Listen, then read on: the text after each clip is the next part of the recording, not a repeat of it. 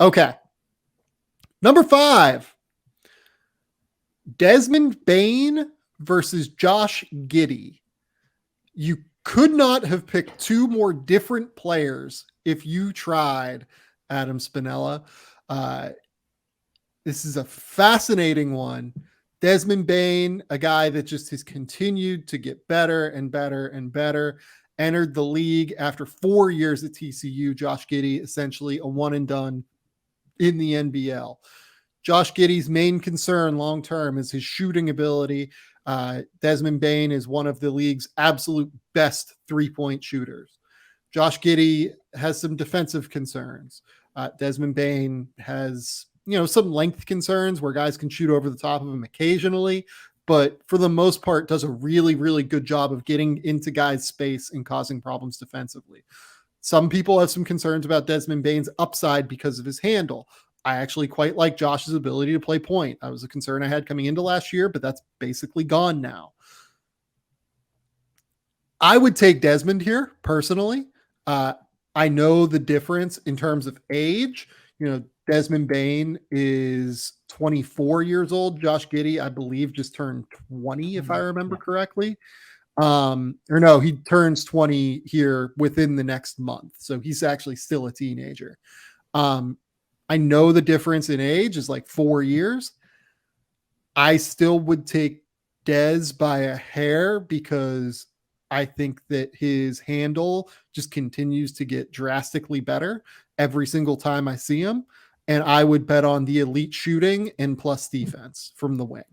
But I will be interested to hear your case. I totally agree with you for a lot of the reasons that you outlined. I'm taking Desmond Bane in this one, and it goes back to something I said a little bit earlier in the Maxey versus Halliburton debate, that there are multiple ways to make your teammates better. A lot of times our mind goes directly to those pass first guys who set everybody up for assists and are just maestros with the ball in their hands. And I think there's very little doubt Josh Giddey is some version of a basketball genius. I know you've called him that before.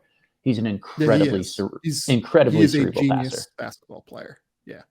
Super, super smart. And I think he's going to maximize his ability to make an impact as a result of that.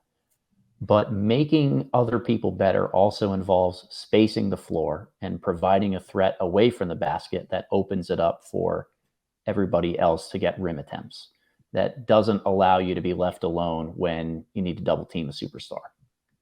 I don't think Josh Giddey has the capability to become a number one option on offense. He's a really, really good passer, but the scoring, even if he develops a mediocre jump shot, is not going to put the fear of God in somebody in a one-on-one situation. Desmond Bane has turned himself into a player that has relatively few holes in his game. And at the end of the day, I'm going to value that more than somebody who can make a lot of positive things happen on a court, but has some spacing concerns in the offensive end. And that one flaw that I think come playoff time can get really exposed. So, yeah, the big question is here, what do you think of Josh's shot long term? If you think Josh is going to be a 35% 3-point shooter, he has a chance to be an all-star, just straight up, like very real chance. He's that smart. He's that good of a passer. I would expect that his ceiling, he will be a top 7, top 6 passer in the world, like something like that.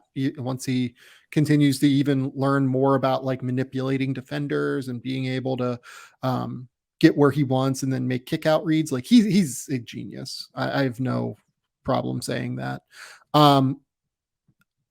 I think Dez is a bit more scalable toward a winning situation, I guess is what I would say.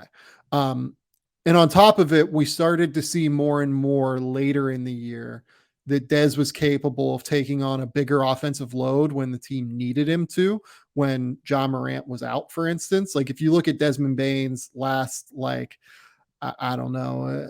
I mean, he was awesome for so long, but like if you look at his last, let's go with here. I'm pulling up a number. If you look at his last 18 games this past season, or 20 games this past season, 20 points per game, 46% from the field, 48% from three, 88% from the line. Dez is just such a weapon as a shooter. He's a plus defender. He's getting better as a ball handler.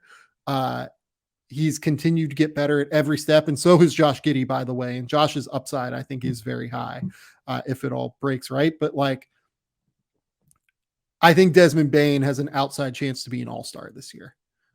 If given the fact that Jaren Jackson is going to be out, there are going to be shots up for grabs. Given the fact that they're going to need like a real secondary guy to step up in an even bigger way, given the fact that he continues to get better and he averaged 18 points per game while shooting 46% from the field and 43% from three last year on high volume 3-point attempts. Like if Desmond Bane averages 22 points per game on that efficiency while playing continually good defense, that puts him in the all-star mix. I don't know if he'll be an all-star, but like he is in the conversation at that point for being an all-star. So look, this isn't disrespectful to Josh's upside. I just think that I would take the more finished product in Dez right now that is a just better player and like whose game scales toward a winning situation, unless Josh like drastically overhauls the jump shot. Yeah, I mean, it's about when are you getting in on the ride, right? Desmond Bane, a little farther on in his career, a little bit more of a known commodity. There's safety and security in the consistent level of production that he provides. Josh Giddey undoubtedly has a higher upside, but there's one major flaw and question mark that might prevent him from getting there. And at the end of the day, I agree with you. We've already seen how Bane helps a team win, and I'm going to roll with that. I don't even know that he has a higher upside. That's kind of where I'm at on Dez. Right. Like Yeah. he just keeps getting better. He just really keeps getting better.